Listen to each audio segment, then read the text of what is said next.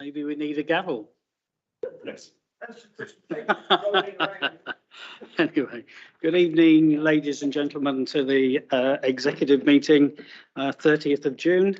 This is certainly a very historic occasion. It is the first time that the Liberal Democrats have led an executive meeting for over 20 years. We are very committed to working with other political parties.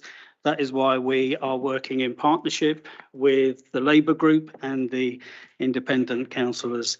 And I'm very pleased that Labour members and independents have been able to take up the roles of Chair of Audit and an Overview and Scrutiny Committee. The Conservatives were offered the Vice Chair of Overview and Scrutiny Management, but they declined. They were offered the Chair of Health, Overview and Scrutiny, but they declined. It's very sad that they declined those two offers of Chair and Vice Chair of powerful committees within the Council. There is much for the new Liberal Democrat administration to do. From day one, we were advised that there were serious budget issues which needed to be addressed. And within minutes of taking over the Council, we were advised that there had been a hole left of 1.2 million in bus service budgets. 18 bus services were under threat because there was no budget to support them. That is what the Conservative administration left behind. And for the avoidance of doubt, this is a copy of the slide that we were presented with just after 9 o'clock. And it says 9 o'clock the day we took over, not budgeted for. So very clearly, not budgeted for, not really a nice way to be taking over the running of the Council. I'm very pleased that we have a commitment from Secretary of State Michael Gove that he will come to visit Wokingham. I saw him on Tuesday and I am looking forward to working with him, with our officers and with people from his department so that we can try to reduce the housing numbers here in Wokingham. My final comment is on the Conservatives' declared intention to disrupt council meetings. Is this a responsible opposition? I don't think so. Is this a correct way to behave? Definitely not. I hope that they will consider their attitude in future council meetings. We'll now move on to the first item on the agenda, which is apologies. And the only apologies that I'm aware of are those of Stephen Conway. The minutes of the previous meeting is next. Now, the minutes have been published on the website for some time now, and no previous executive members have contacted us to raise any issues. The officer recommendation would be to accept these minutes on the basis of the above, in essence, taking them as read. Is that okay with all of us? We all vote in favour? Thank you very much. We now move to declaration of interest. Are there any declarations of interest? Is it necessary to say that we've been appointed to WBC Holdings Board? There's no items currently. No. Okay, thanks. I only just thought of that. I should have asked you before. Public question time. The first question is from Jan Hurd, who I think is online. Would you like to ask your question, Jan?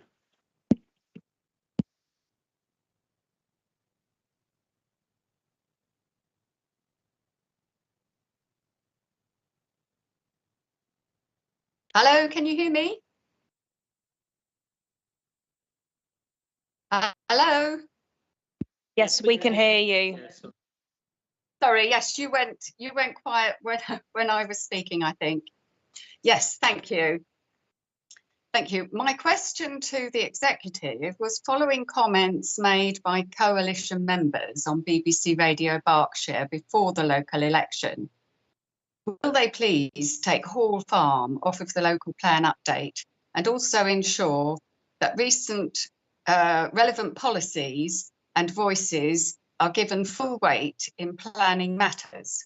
If I can draw attention in particular to the Arborfield and Barkham Neighbourhood Plan, plus all policies concerned with views valued by residents, those relating to landscape and heritage, and the advice of Wokingham Council's landscape officer.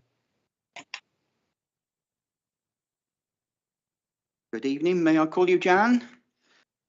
Yes. Sorry, I don't know who I'm speaking to. Sorry. Good evening. My name is Lindsay Ferris. I am the executive member for planning and the local plan. I have the following answer. Thank you. The last administration approved consultation on the local plan update revised growth strategy consultation. Through this consultation, everyone had the opportunity to express their opinion on those proposals, and if they disagree, to say where they would do instead. Clearly, it would be wrong of me to predetermine the local plan process. I can assure you, however, that we will carefully review what has been said in response to the consultation before deciding on how to move forward. Since the election, the new administration has written to Mr Gove MP highlighting our concerns about the high housing numbers currently expected on Wokingham Borough are calculated. We have also engaged with our local MPs and we have received strong support from them on this topic. More recently, the new leader of the council met with Mr Gove at the recent LGA conference in Harrogate, and he has agreed to come to Wokingham. Returning to the previous consultation, comments were received towards all of the proposed allocations and on other matters such as infrastructure provision, the need for new homes, the need for new jobs, and the need, as far as possible, to protect our environment and green belt. This includes specific issues of landscape, heritage, and other matters you've raised, and the Arborfield and Barkham neighbourhood plan. Experience within the borough and elsewhere across the country show that we must have a new local plan. Not having an effective plan would mean loss of control or less control over where development happens. It is also much harder to invest in improvements to infrastructure such as roads and schools, where the timing and allocation of development is driven by developers in an ad hoc and dispersed pattern. Thank you. Jan, do you have supplementary? If you do, you have a minute in which to ask the question, and Councillor Ferris will have 2 minutes to answer it. Okay, thank you. You can hear me again, can you? I'll continue. Yes, we can hear you. So, thank you. Sorry, it's a little intermittent. I'm very pleased to hear that Mr Gove is going to come to Wokingham. That's good news. However, I noticed that the University of Reading is now promoting the Garden Village on its online website, and I'm rather concerned about the northern wards dominating the planning section of the council again. So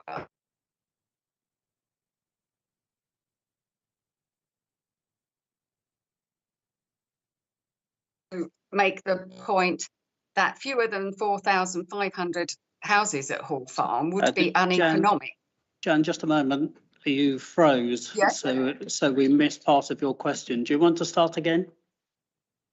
Thank you. Yes, I will. Yeah, sorry. You may have heard me say that I was pleased that Michael Gove is coming down to talk to you, but I was concerned by two things. One, that Reading University are now promoting the Garden Village on their website, and also the balance of the northern wards dominating the planning section of the council again doesn't give a lot of confidence that Hall Farm will eventually be taken off of the local plan update. I'd like to make the point that fewer than 4,500 houses at Hall Farm would be uneconomic. So there's really no justification for not removing it. And I would like to make the point that before the local election, Clive Jones made the protest about Hall Farm his own by photobombing the group photograph. So I'd like to just make the point that residents and voters will be expecting results. Thank you. My view is it is totally irrelevant that I happen to be a Northern Parish councillor.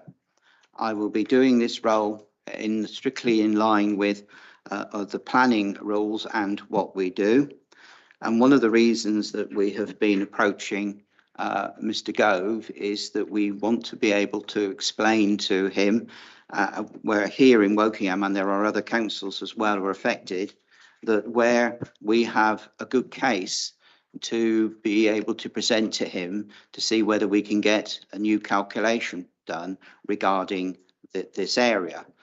One area in particular that we feel needs to be taken into account is the fact that this council area has over-provided a number of houses for at least 6 or 7 years. And we estimate that that is at least 3,000 above what we would have been needed if we were to do either the original 661 or the current 781 homes per year. And we average somewhere between 1,200 over that period. So that will be one of the issues. And the reason for that is if we can get the recalculation, then there becomes greater opportunity for us to look at the type of issues that you've raised. I do confirm that we've gone through the consultation responses and Hall Farm was in the top 6, having the greatest level of objection. Okay, thank you very much. I'm not sure if you can hear me. Okay, thank you. Thank you for your questions. Bye-bye. Thank you.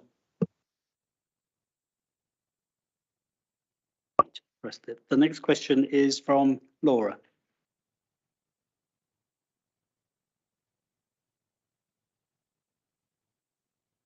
Good evening.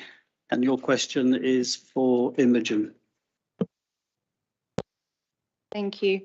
So the council's been provided with over £500,000 in funding from central government to help local residents that need support paying for essentials such as food and utility bills, the Household Support Fund.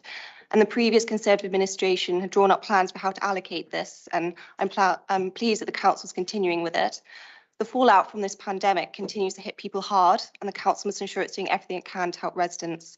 Can the executive member provide me with the reassurance that the council will be able to successfully communicate with families and individuals in need to take up this money and ensure there's no money left in September, which is when the fund needs to all be spent? Okay, thank you for your question, Laura. The council provides many grants to people who are in need of financial help. How to access these grants is currently advertised on our website, along with other options for residents who need help. Our partner charities are aware of these grants for when they are providing support for our customers' support, and our customer service teams are all trained to recognise anyone who might need funding help. I'm going to ask Councillor Bishop Firth to talk a little bit about the work that she's done to promote these grants and that we receive and how they are being communicated to those who need it. Super. Thank you, Imogen. So my understanding is that this question relates to the latest grant of the household support funding, which is £525,000. As you say, this must be spent by the 30th of September or it reverts to the government. Clearly, we need this money to be spent on residents living in hardship in the borough. To ensure that we achieve this, Woking Borough Council is working closely with our voluntary and community sector partners in the Hardship Alliance. Together, we have developed a plan for ensuring that the grant is spent on those most in need in our community within the guidelines set by central government. This includes a robust communication plan using both online and other channels to ensure that those in greatest need are both aware of and encouraged to come forward for help. We will closely monitor take-up and take action if there is any concern that the money will not be allocated to help residents in need by the deadline. Woking Borough Council acted fast to ensure that the first £40,000 of the grant was spent on providing vouchers to ensure that all children attending borough schools and who get free school meals in term time had money to replace those meals during the spring half-term holiday. During the last few weeks, we've reviewed the existing plans, taking into account feedback from the voluntary and community sector. For example, we've ensured that family size was taken into account in allocating payments to families with children, and we strengthened the support given to families who are living in hardship but not eligible for free school meals. As a councillor, I'm committed to transparent and collaborative cross-party working to support this very important task. We will continue with the working group, and Laura, you of course have been invited to join this group. Thank you. I do have a supplementary. Thank you for the answers. The council was given the Household Support Fund by mid-May, but communications to residents on how they could access the fund didn't go out until the 17th of June. Please, can you explain why there was a delay by over a month?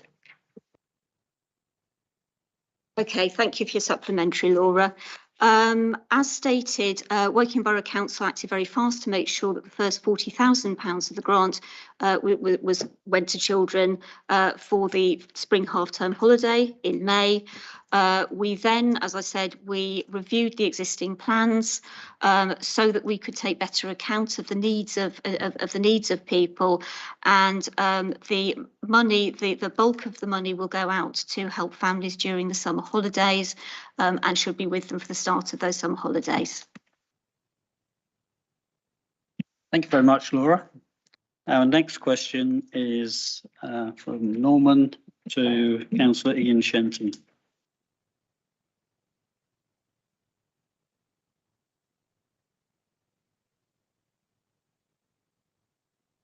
Good evening, thank you. Will the executive member commit to keeping weekly bin collections in Woking Borough? Thank you, Councillor. You're probably aware the existing waste collection contract stipulates weekly collections, and that is due for retendering in 2026. In preparation for that, last year, a cross-party working group was set up through your previous administration to develop a sustainable waste strategy in conjunction with the wider climate change agenda. As part of the ongoing work, an initial consultation of residents has been undertaken, and feedback shows that protection of the environment is a high priority for them. It was then agreed to undertake further community consultation in late autumn of this year on options to improve the environmental benefits of waste collection in the borough. And we will listen to responses and then decide what is the best path to follow once all work has been completed. It would therefore be quite wrong to preempt the outcome of the jointly agreed process until further consultation with residents has taken place. You have a supplementary, Norman? Yes, thank you. I'm just a little bit surprised to hear that your administration is going to. Yeah, they're pretty.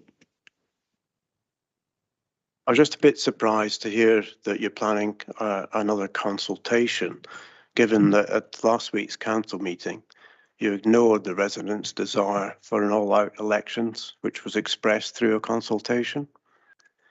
So if the waste strategy consultation shows local people want weekly bin collections, how can residents have confidence that this coalition will take note of their wishes? As I said, we will listen to the responses to the consultation. Then we will make a decision. Thank you very much. We now move on to item 6, which is Revenue Capital Monitoring 2021/22 outturn. Imogen. Good evening. Yes, what is in front of us, we have the revenue monitoring outturn report. Most of these are informational reports from, they basically cover last year, the year 21/22. But the things we do need to take note of, so it's largely noted in the report, but we also have items that are carried forward from the previous administration, and we cannot change the past on some of the stuff.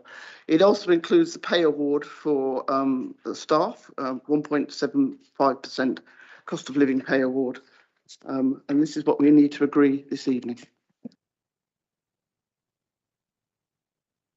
Are there any questions for Imogen? I just have one. Imogen, on page 22, talking about the general fund balance, shortly after, well, towards the end of May, I read one or two Facebook posts that said that the general fund balances were £10 million, but they're actually going to be £9 million at the end of 31st of March. Am I correct in that? And those Facebook posts were wrong? I think we are correct in saying that it's 9 million here. In fact, it might even be less, but for the last year, it's 9 million. Thank you. Any other questions for Imogen? No?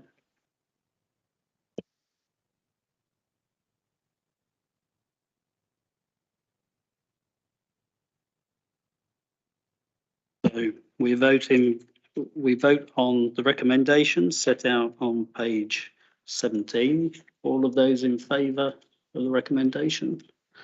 It's unanimous. Thank you very much.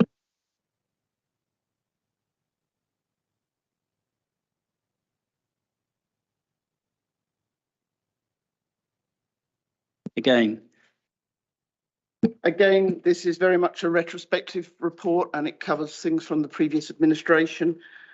We have some carry forwards, which are obviously work that needs to be finished because it's work in progress, projects in progress, and we would lose the benefits of those that work if we were to cancel them now. So we're recommending putting that, carrying that forward.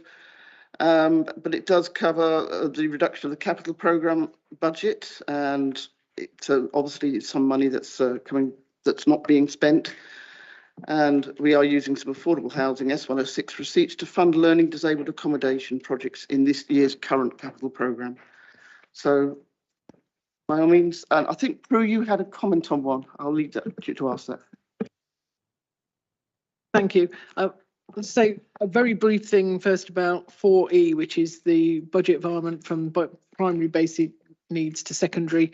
We're running out of secondary places. We need to move the money to create the places in our schools. But the thing I wanted to talk about is recommendation 5, which is the amendments to the disabled facilities grants, aids and adaptions policy. So I'm not proposing that we don't agree with them, but well, first of all, the policy number is listed in the recommendations for 754. If you read the policy, at the top of the policy, it says 745. So I think there's been a small error in that. But the main point is that what's in the report is not the final wording for the policy. It's a set of suggestions for what we need to change, none of which I have any problem with, but they don't actually tie up with current wordings in the policy. So it's a little bit difficult to understand exactly how they translate into the wording.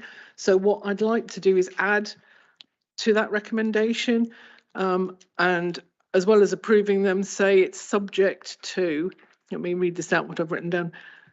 Subject to the wording of the policy as amended being agreed by the lead members for housing, finance and health, wellbeing and adult services, so that we can actually see the final wording of the policy before it actually becomes policy, because it's not, the wording's not given to us tonight.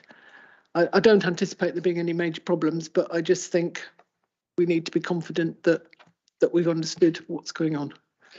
okay, thank you. Do I need a second you, probably Prue. for that? So you are formally proposing that? Yep.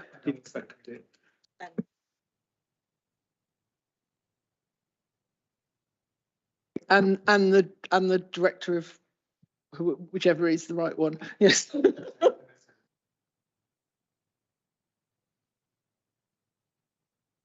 Okay, I'm quite happy to accept a proposal for the correct wording of an amendment like that. It says consultation. Yep, that's fine. Yes. Yep. Yes. It's. I'm not, as I say, I'm not anticipating any difficulties because the principles that are outlined seem fairly sensible, and I know there's blockages in the system at the moment which these are trying to address. But I would like to be confident that one of us at least has seen the final wording before it becomes a policy. Okay, is there a seconder? David here. All those in favour? Is this the whole thing or the No, change? The change. The change. Thank you. And now, are there any other questions?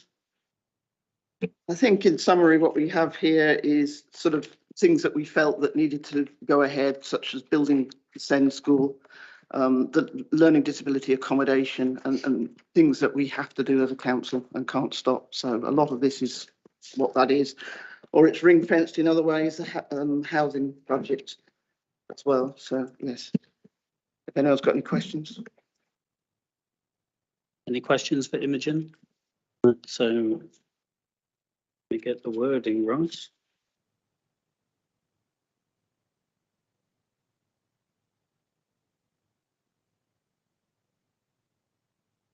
About this. Page 3. So the recommendation on page 35, all those in And 36. and 36 as amended. All those in favour? Unanimous, thank you.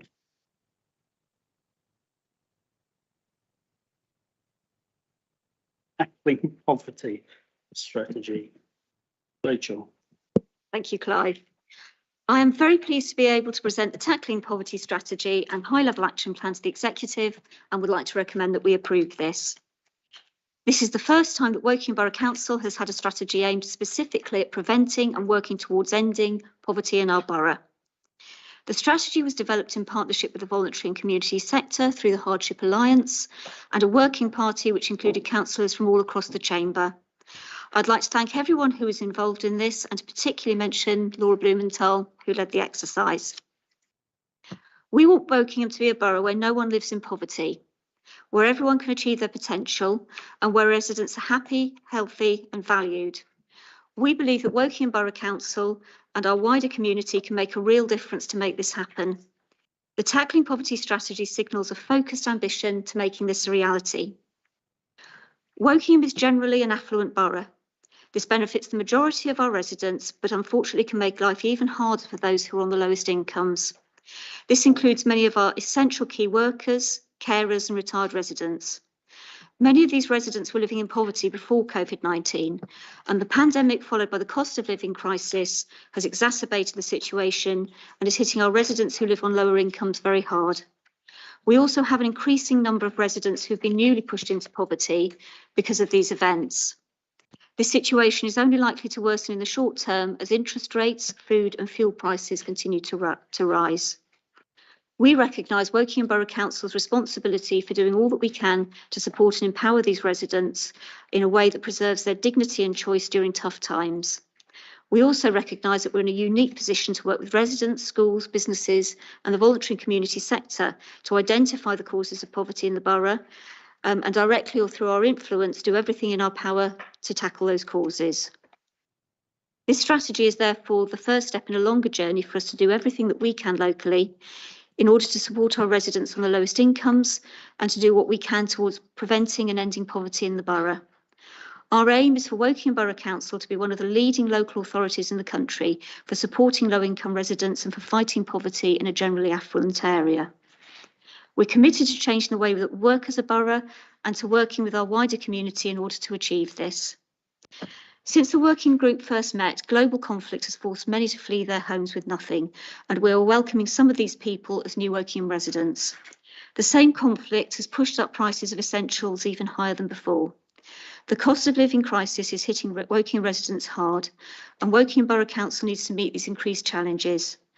I would like to recommend this strategy and action plan to the Executive and to confirm that we will be continuing the cross-party working group to pick up the work involved in reviewing the strategy and to making its implementation a success. Thank you. Does anybody have any questions?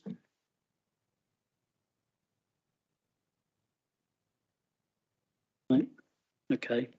I'd just like to ask you something, Rachel. On page 49 in the executive summary, it says we want Wokingham to be a borough where no one lives in poverty. where everyone can achieve their potential and where residents are healthy, happy and valued. And we believe that Wokingham Borough Council and our wider community can make a real difference to make this happen, but realise it's going to take time to fully achieve this. Tackling poverty strategy signals a focused ambition to making this a reality.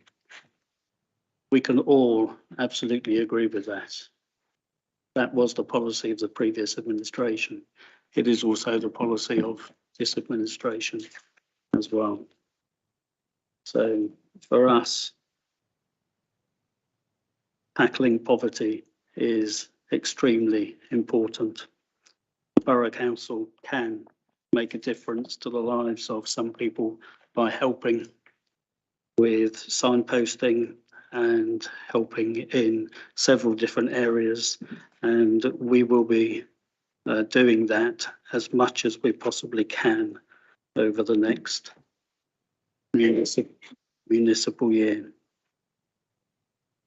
We can help wherever we can, but we need the government to be doing more to help as well. They need to be helping to reduce the cost of energy and fuel and the cost of food, and a cut in VAT would be a great help. We've been calling, Liberal Democrats have been calling for a cut in VAT for quite a long time now, from 20 to 17.5%. That would put £600 into the pockets of most families in the country. So would you agree that was a good idea? Yes, I would, yes. Any other questions for Laura? Rachel? No?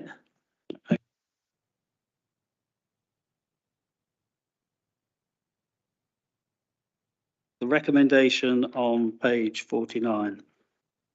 All those in favour? Thank you. Unanimous.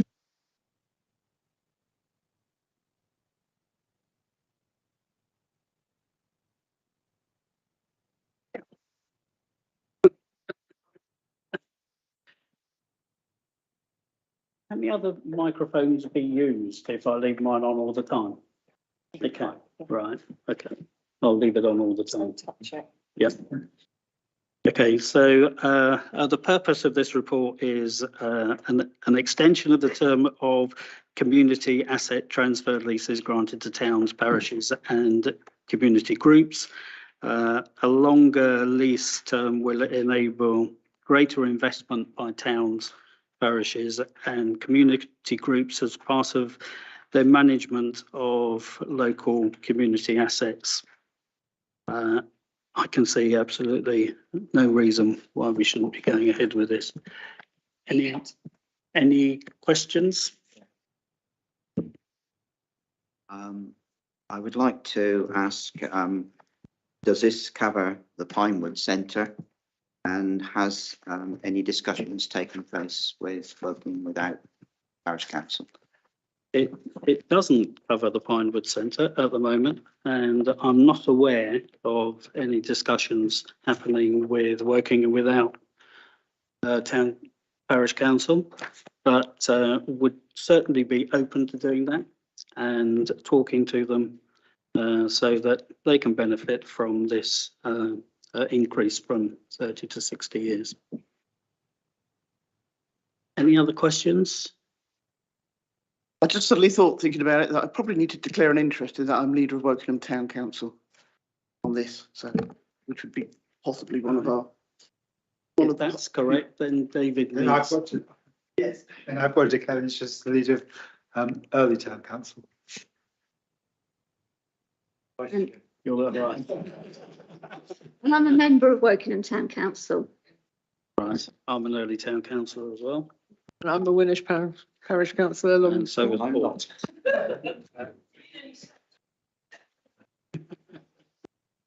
I'm a member of Winnish Parish Council. I need to declare an interest on that. This is one of those things where if you remove everybody, yes, yes, Sarah and Lindsay. yes. Okay. We do not have any community assets transferred to us, and we're not intending to ask for any at the moment. Clive.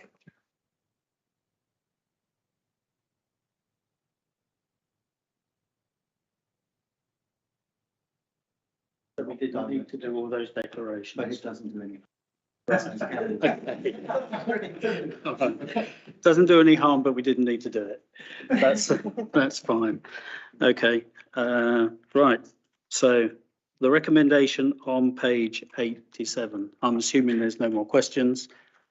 No. All those in favour of the recommendation on page 87? Thank you. That's unanimous. Thank you. And now we're on item number 10, Barkham Solar Farm Procurement Business Case. Thank you very much, and thank you to Councillor Gregor Murray of the previous administration for obviously getting Barkham Solar Farm to this stage. So what I'm actually presenting this evening is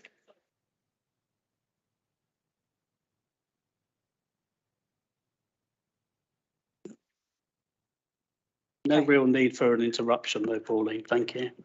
Thank you for letting me know, Pauline, appreciate it. So what I'm actually presenting is the procurement business case paper. You remember that last year when the paper came to full council to approve the borrowing and spending of approximately £20 million to build the solar farm, we, along with many opposition councillors, we actually abstained on the vote. This is after an amendment that we put in to send the full business case to scrutiny, which was voted down. Tonight I'm asking that the executive and the subsequent council meeting vote in favour of starting the procurement process specifically. I think it's safe to say that we are all in favour of generating renewable energy. It's a good thing, and it's even more essential at the moment. You know, we need to move away from burning fossil fuels, but obviously with the energy crisis and energy prices skyrocketing, it's really important. The frustration that we had last year was when the proposal came to full council, there was a distinct lack of information and costs were omitted. There was no business rates in there. There was no decommissioning costs. We are now starting to get a better picture of this project, but we still have a number of questions that need to be fully answered. So in the interest of transparency, I've put in a request that the updated business case with full cash flow goes to scrutiny. I think we need to ensure that we're being fiscally responsible as a local authority and have that cross-party scrutiny in a public meeting is going to be essential. But whilst the scrutiny process is taking place, I do not wish to delay the process further as this project is already a bit behind schedule. So I think it's really good that we give the green light to start the procurement process and scrutiny can take place at the same time. And going through the tender process as well, it will provide us with further answers to some of the questions that we will all have. So as such, I'm asking that the executive supports this position and approves the request to commence the procurement of this. Thank you very much. Any questions?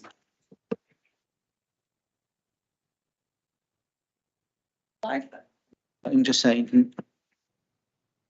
no, but we did have a quite a detailed briefing a week or so ago on this, and I think it is something that we do need to move forward on, and we shall see what comes out of the more information regarding the business case. Imogen? Obviously, everybody is aware, of course, that we've got increasing energy prices that are affecting everybody, including the council.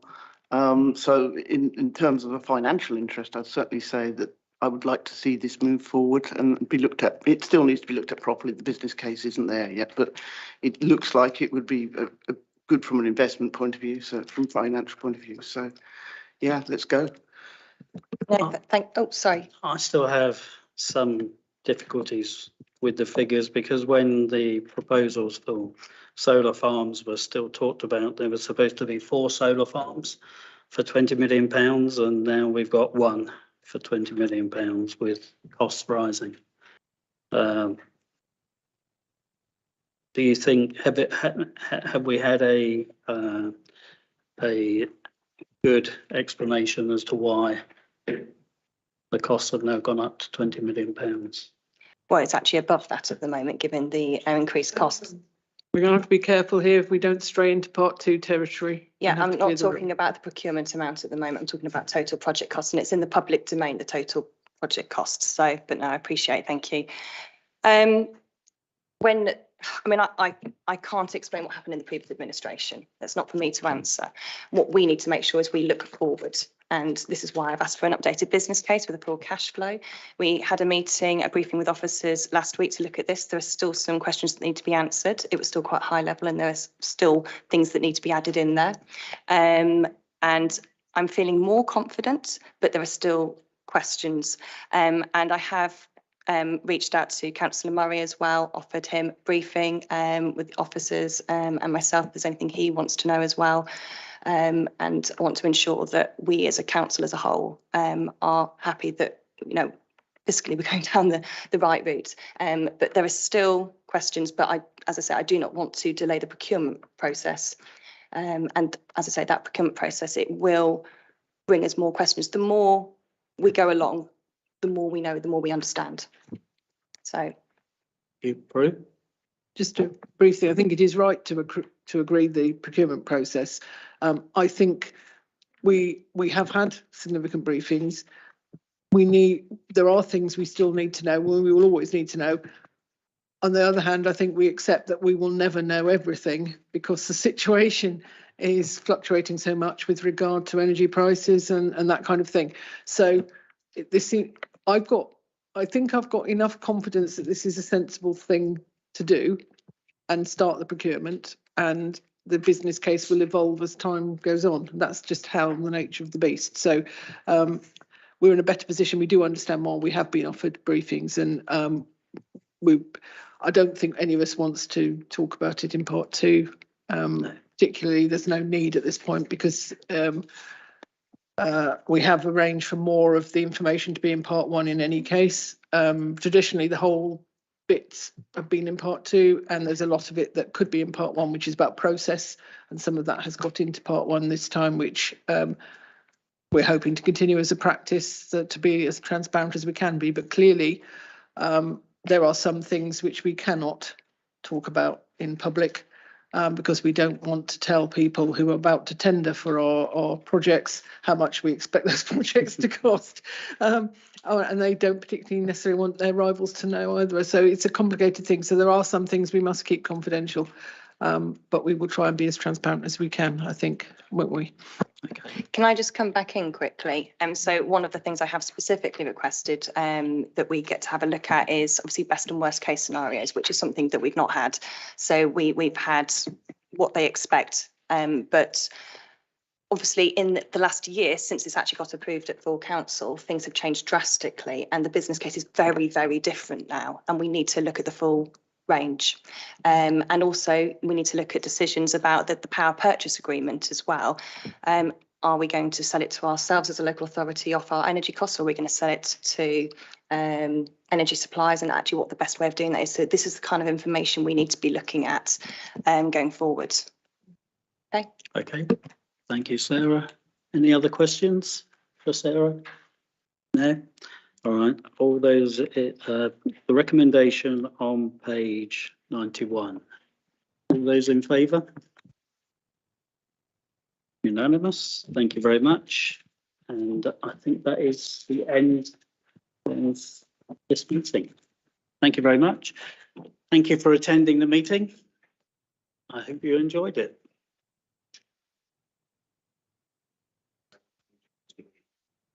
There'll be a slight pause. We can go to a special council meeting. Yep, then there will be a slight pause. Hopefully by 8 o'clock we can start the special council meeting.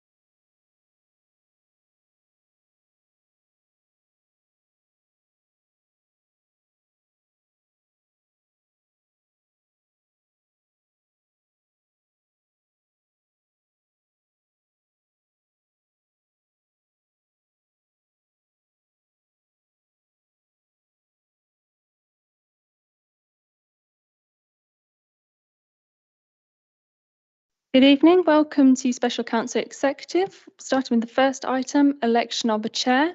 Do I have any nominations, please? I'd like to propose Caroline Smith. Do you have a seconder? Yes. Do we have any other nominations? Could we take a vote for Caroline Smith, please? All those in favour? That's unanimous. Thank you very much for that. I'd like to now go on to item 2, which is the appointment of a Propose vice Caroline chair. Smith. Do I have any nominations for vice chair, please?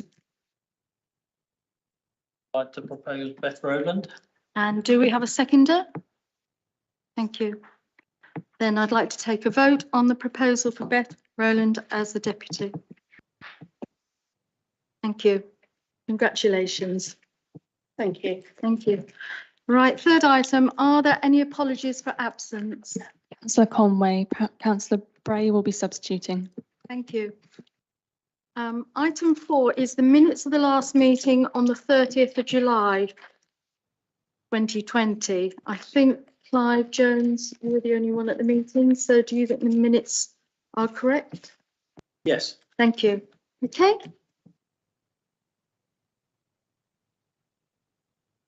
Yes, Pauline? Thank you. A procedural question, really. I'm surprised that we're approving minutes from 2020. Is there not another way of approving these that means that they don't hang around from 2020 until now?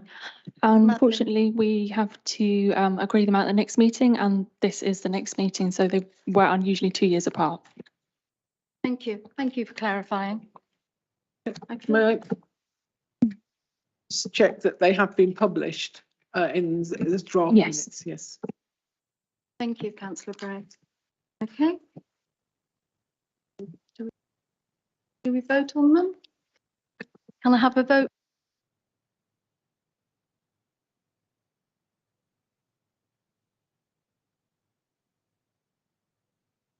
Okay.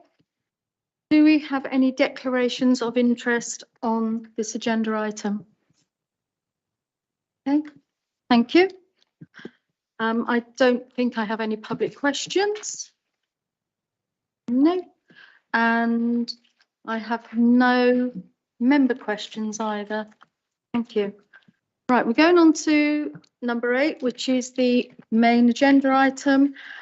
Can I have a proposer for the report, please? Yes, Thank you. we have just discussed this at the executive, and we unanimously agreed the recommendation. So I think we should. And do we have a seconder? Okay, thank you. That's Councillor Jorgensen. Thank you. And would you like to speak for 3 minutes? Sorry, I'd started.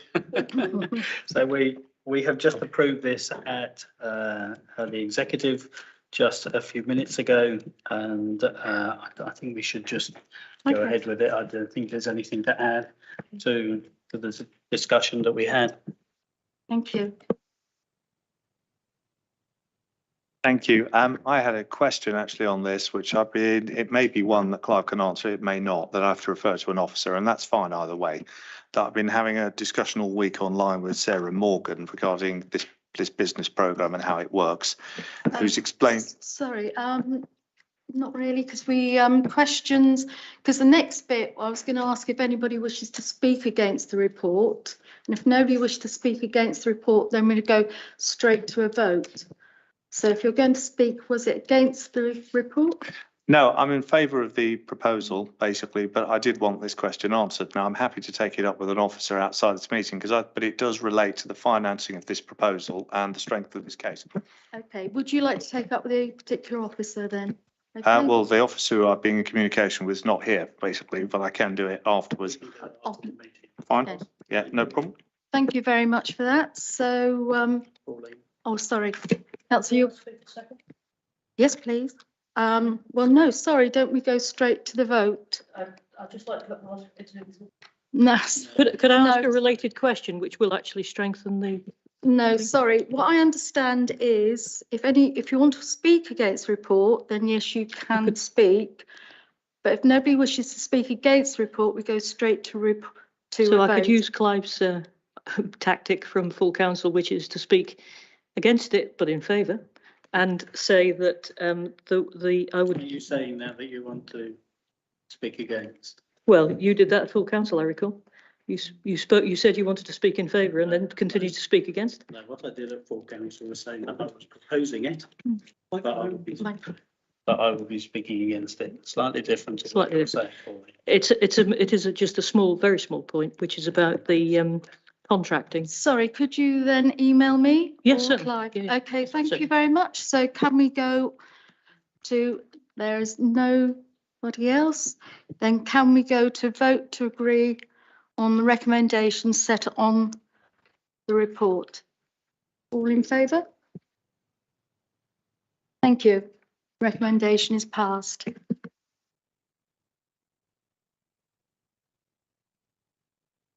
Thank you very much for attending, and meeting is now over.